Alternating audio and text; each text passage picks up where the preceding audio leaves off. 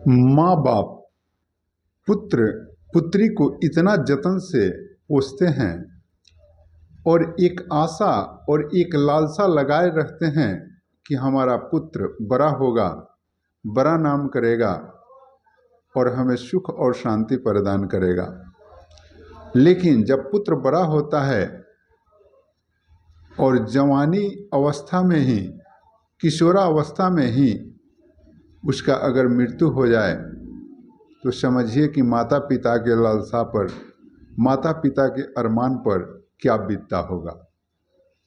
एक ऐसा ही घटना घटित होता है और पुत्र जो है 16 वर्ष के अवस्था में मृत्यु को प्राप्त कर जाता है और उसकी जलती चिता पर माँ कूद जाती है और पूर्ण रूपेण झुलस जाती है।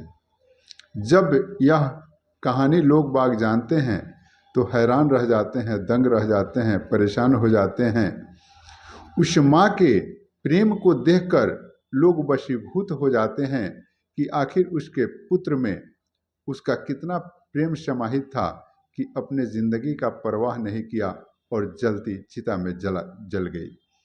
तो आखिर क्या है यह सारी कहानी, मैं इसे विस्तार से बतलाऊं इससे पहले नमस्कार, आदाब, सत श्री अकाल। मैं भागीरथ ठाकुर आज जो आपको सच्ची कहानी सुनाने जा रहा हूं, यह सच्ची कहानी बिहार के मधेपुरा जिले की है। दरअसल मधेपुरा जिले से एक थाना लगता है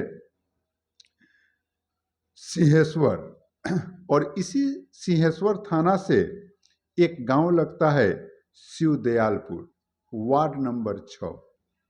शिवदयालपुर वार्ड नंबर 6 से यह कहानी शुरू होती है। शिवदयालपुर वार्ड नंबर 6 के सिकंदर यादव का एक परिवार है। इस परिवार में उसकी एक बेटी, एक बेटा, पत्नी और वह स्वयं होता है। कुछ दिन पहले वह बेटी का शादी करता है और बेटी जो है एक्सपायर कर जाती है युवा अवस्था में ही। माँ बाप उस सदमे को झेल ही रहे होते हैं। तब तक सिकंदर यादव के 16 वर्षीय पुत्र करण जो है एक दुकान में काम करते रहता है और उस दुकानदार के यहाँ, उस दुकानदार का इसके यहाँ कुछ पैसा बाकी रहता है और जब वह दुकानदार इससे पैसे की मांग करता है, इससे पैसे की मांग की शक्ति बढ़ाता है और इसे प्रबंध पैसे की नहीं हो पाती है, कारण कि गरीबी है और गरीबी कैसा होता है सो जान करके ही आदमी परेशान हो जाता है। आप यह देखते होंगे कि सारी योजनाएं, सारी व्यवस्थाएं गरीबी को ध्यान में रखते हुए बनाई जाती है, लेकिन जितनी योजनाएं बनती है गरीबों के लिए उस सारी योजनाओं को लूट ली जाती है। तो यह गरीबी का मारा परिवार मात्र 1500 रुपया दुकानदार का चुकता यह नहीं कर पाता है लड़का, और वह दुकानदार उस लड़के की मोबाइल छीन लेता है। मोबाइल छीन कर यह कहता है कि तुम हमारा पैसा ला करके दोगे तभी हम यह मोबाइल तुम्हें देंगे। वह हैरान रहता है, परेशान रहता है, उसे कुछ नहीं सूझ रहा है और अंततः वो अपने घर में ही फंसरी लगा लेता है। फंसरी लगा करके वह तो मर जाता है, लेकिन वह बालक, वह किशोर यह नहीं समझता है कि आखिर हमारे पीछे भी कोई है, हमारे जिंदगी में भी किसी का अरमान छिपा है, हमारे जिंदगी से भी किसी का लालसा लगा है। वह मृत्यु को प्राप्त कर जाता है। गांव ग्राम रिश्तेदार के लोग आते हैं और उसे दाह संस्कार के लिए ले जाते हैं, उसका दाह संस्कार कर देते हैं। जब उसका दाह संस्कार कर देते हैं, लोग बाग घर पे आ जाते हैं, तो ये करण की माँ जो है रंजना देवी, यह जो है चुपके से घर से निकलती है। लमसम 100 मीटर के दूरी पर, घर से 100 मीटर के दूरी पर शमशान होता है। चुपके से घर से निकलती है, लेकिन जब यह घर से निकलती है तो परिजन देखते हैं और यह पागल जैसी अपनी अवस्था बनाई होती है पुत्र के वियोग में। तो परिजन जो है इस पर ध्यान देते हैं, कुछ टोक टाक नहीं करते हैं, ध्यान देते हैं, इसके पीछे पीछे जाते हैं और वह चिता के पास जाती है और धधकती चिता में छलांग लगा देती है। अपने पुत्र के मृत्यु को वह बर्दाश्त नहीं कर पा रही होती है, वह सदमा को बर्दाश्त नहीं कर पा रही होती है और जलती चिता में छलांग लगा देती है। पुत्र का वियोग करके सभी लोगों को यह दिखाती है कि पुत्र प्रेम क्या होता है। अब वहां जब परिजन पहुंच गए होते हैं, अब आनन फानन में उसे जब तक बचाए जब तक वह 70% झुलस गई होती है।